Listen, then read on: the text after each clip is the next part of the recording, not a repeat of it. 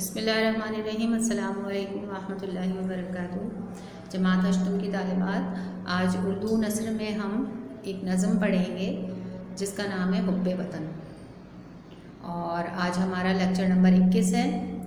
آئیے صفحہ نمبر 30 کھولیے۔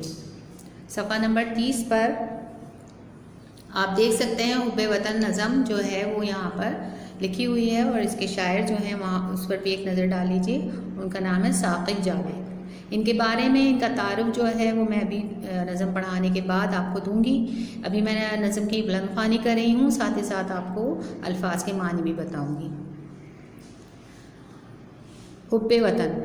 یہ رشک چمن ارض پاک وطن، بڑی محترم ہے یہ خاک وطن، عطا ہے عنایت ہے اللہ کی، کہ یہ ایک رحمت ہے اللہ کی۔ ہمیں قول قائد کا یہ یاد ہے کہ یہ ملک خدا داد ہے، ہمارا وہ سب کچھ وطن کے لیے، کہ ہوتے ہیں گل سب چمن کے لیے۔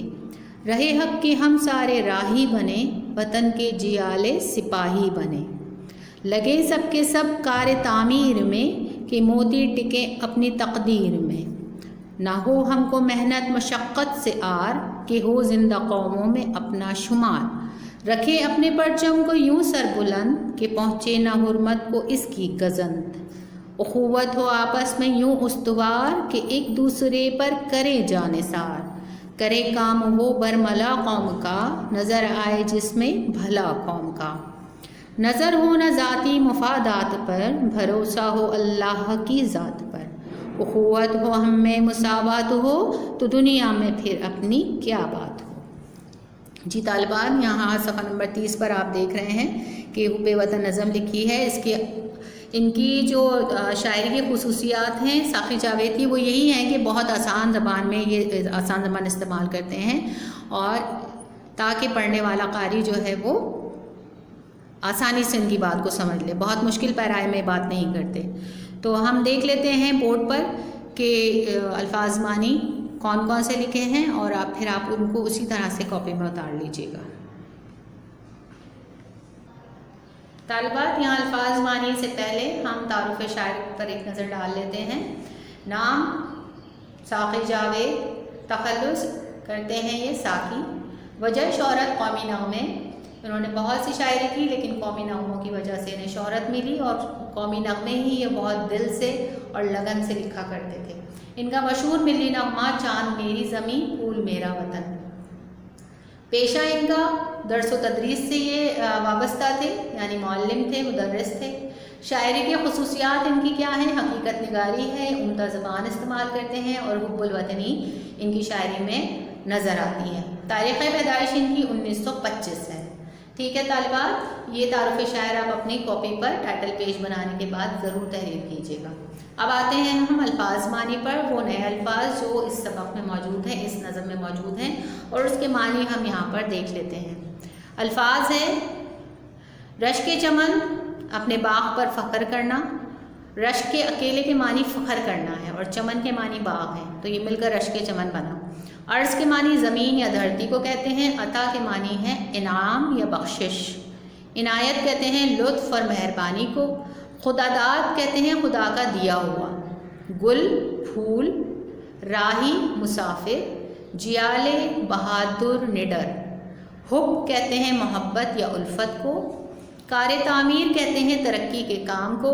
مشقت سخت محنت۔ آر کے معنی ہے شرم۔ حرمت کے معنی ہے عزت احترام۔ گزند کے معنی ہے نقصان۔ استوار کے معنی ہے مضبوط پائیدار۔ برملا کہتے ہیں فوراً یا بلا تاخیر کو۔ مساوات کہتے ہیں برابری، اور سر بلند کے معنی ہے اونچا۔ یہ وہ تمام الفاظ ہیں جن کے معنی آپ اپنی کاپی پر اتاریں گے تعارف شاعر کے بعد۔ اب آ جاتے ہیں اس کے مرکزی خیال پر۔ مرکزی خیال غور سے سنیے گا۔ مرکزی خیال جو میں آپ کو بتا رہی ہوں وہ بھی آپ نے اپنی کاپی پر نوٹ کرنا ہے۔ غور سے سنیے، میں بہت ٹھہر کر بول رہی ہوں، آپ اس کو اپنی کاپی پر نوٹ ڈاؤن کیجیے، اتاریے۔ مرکزی خیال۔ نظم حب وطن کے شاعر ثاقب جاوید ہیں۔ اس نظم میں شاعر نے جذبہ حب الوطنی کو بہت خوبصورت پیرائے میں بیان کیا ہے۔ وطن سے محبت ہر انسان کے اندر موجود ہوتی ہے۔ چونکہ ہمارا ملک اللہ کی دین ہے اور اسلام کے نام پر قائم ہوا، لہٰذا اس کی تعمیر و ترقی کے لیے خلوص نیت کا ہونا ضروری ہے۔ محنت مشقت کو اپنا شعار بنانا اور ذاتی مفادات پر قومی مفادات کو فوقیت دینا، اخوت و مساوات اور بھائی چارے کو فروغ دینا ہی ہمیں اور ہمارے وطن کو ترقی کی راہ پر گامزن کرے گا۔ اللہ ہمارے وطن کو سدا سلامت رکھے، آمین۔ یہاں آپ کسی بھی ملی نغمے سے شعر، وطن کی محبت کا شعر یہاں لکھ سکتے ہیں۔ میں نے بھی ایسے ہی ایک ملی نغمے سے شعر لیا ہے۔ میرے وطن یہ عقیدتیں اور پیار تجھ پر نثار کر دوں، محبتوں کے یہ سلسلے بے شمار تجھ پر نثار کر دوں۔ ٹھیک ہے طالبات، اب آپ کاپی میں آج کیا کام کریں گی؟ آج آپ تعارف شاعر لکھیں گی، یہاں بورڈ سے دیکھ کر اتار لیجیے گا۔ اس کے بعد الفاظ معنی اسی طرح لکھیں گی، اور پھر اس کے بعد مرکزی خیال جو میں نے آپ کو زبانی سنایا ہے اس کو اچھی طرح سن کر نوٹ کر لیں۔ طالبات آئیے آج ہم کچھ اشعار کی یہاں پر تشریح سمجھ لیتے ہیں۔ مختصراً میں آپ کو تشریحات بتاتی جاؤں گی، اور اس کے بعد جب تشریحات مکمل ہو جائیں گی تو آپ کو بتاؤں گی کہ کس کس شعر کی آپ نے تشریح کرنی ہے۔ ٹھیک ہے، پہلا شعر ہے، یہ رشک چمن عرض پاک وطن، بڑی محترم ہے یہ خاک وطن۔ شاعر اس شعر میں کیا کہہ رہے ہیں، اور آپ کو شعر لکھنے کا طریقہ بھی آتا ہے شعر کی تشریح کہ سب سے پہلے آپ شعر اتاریں گے اور پھر اس میں دوسری ہیڈنگ آپ کی آئے گی حوالہ شاعر، نظم و شاعر، اور پھر اس میں آپ نظم اور شاعر کا نام لکھیں گے، اور پھر اس کے بعد تیسری ہیڈنگ آپ کی آئے گی تشریح کی، اور آپ اس کو کس طرح شروع کریں گے کہ تشریح طلب شعر میں شاعر فرما رہے ہیں۔ ٹھیک ہے، اب آخری شعر اس طرح سے ہی آپ سن لیجئے گا، غور سے سنیے تاکہ آپ کو، اور نوٹ کرتے جائیں تاکہ آپ کو جب تشریح لکھنے دی جائے تو آسانی ہو۔ یہ رشک چمن عرض پاک وطن، بڑی محترم ہے یہ خاک وطن۔ شاعر کہتے ہیں کہ یہ ہمارے لیے، شاعر اس میں اپنے وطن سے محبت کا اظہار کر رہے ہیں، اور اظہار کرتے ہوئے کہتے ہیں کہ یہ وطن میرے لیے، یہ پاک وطن میرے لیے بہت محترم ہے، بہت عزت کے لائق ہے، اور میں اس کی حرمت پر آنچ نہیں آنے دوں گا، چاہے مجھے اس کے لیے اپنی جان بھی قربان کرنی پڑے۔ تو میرے لیے وطن کی مٹی بہت زیادہ محترم ہے، بہت زیادہ لائق احترام ہے، اور یہ جو چمن ہے ہمارا، یعنی وطن کو کس سے تشبیہ دے رہے ہیں، کس سے ملا رہے ہیں؟ چمن سے۔ باغ کہتے ہیں چمن کو، اور کہتے ہیں کہ یہ عرض پاک وطن یعنی میری جو زمین ہے، جو دھرتی ہے، اس پر میں فخر کرتا ہوں، بلا شبہ میں اس پر فخر کرتا ہوں، ایسے باغ پر جو اتنا حسین ہے، اتنا خوبصورت ہے، اس میں ہر طرح کے لوگ ہیں، ہر طرح کے موسم ہیں، ہر طرح کی اس میں سہولیات اللہ تعالیٰ نے عطا فرمائی ہیں، ہر طرح کے میوے پھل ہمیں دیے ہیں۔ تو ایسے باغ پر یا ایسی زمین پر، ایسی دھرتی پر کیوں میں فخر نہ کروں، کیوں رشک نہ کروں؟ تو یہ میرے لیے باعث فخر بھی ہے، یہ میرا وطن باعث فخر بھی ہے میرے لیے، اور میرے لیے لائق احترام بھی ہے۔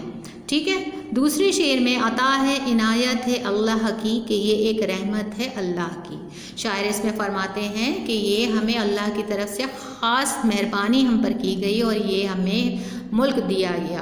آج اگر ہم ملکی حالات کے تناظر میں دیکھتے ہیں، دوسرے ممالک کو دیکھتے ہیں، تو ہم دیکھتے ہیں کہ ہم کتنی عافیت میں ہیں اپنے ملک میں، اور جہاں جہاں دوسرے ممالک میں مسلمان ہیں، جہاں پر کہ دوسرے مذاہب کی حکومت ہے، اسلامی حکومت نہیں ہے، اور وہاں مسلمان موجود ہیں، تو وہ کتنی قسمہ پرسی کا شکار ہیں، اور ہم یہاں پر کتنے مزے سے اپنی ہر بات پوری کرتے ہیں اور آزادی کے ساتھ رہتے ہیں۔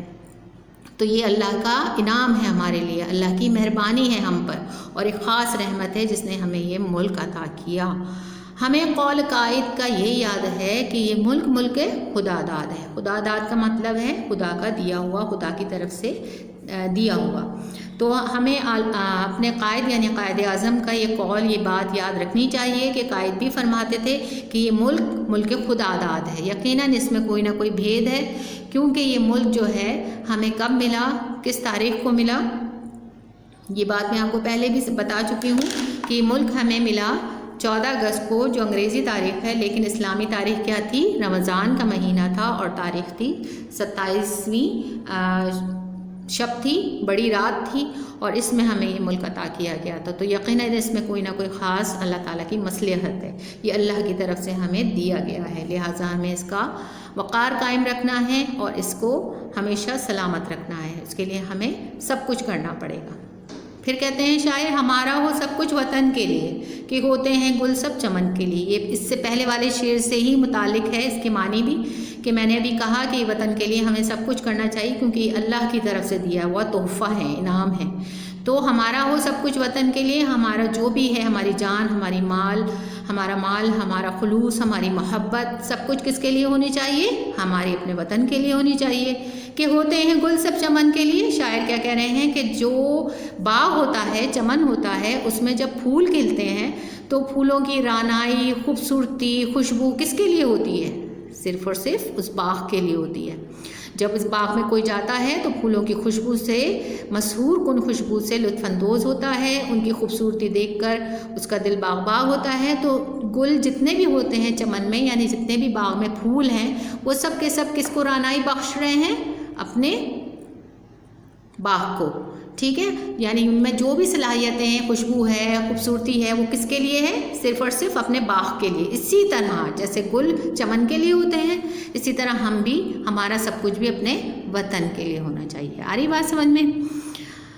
اب آتے ہیں آگے، رہے حق کے ہم سارے راہی بنے، وطن کے جیالے سپاہی بنے۔ ہمیں اللہ کے راستے پر چلنا چاہیے کیونکہ ہم مسلمان ہیں، یہ ملک جو ہے اسلام کے نام پر حاصل کیا گیا، لہٰذا راہ حق کے سپاہی ہم سب کو راہ حق کا مسافر بننا ہے، راہ حق پر چلنا ہے، صراط مستقیم اپنانی ہے اور اسی پر ہم نے اپنا سفر جاری رکھنا ہے، اور یہی فائدہ ہمارے وطن کو پہنچے گا اس کا۔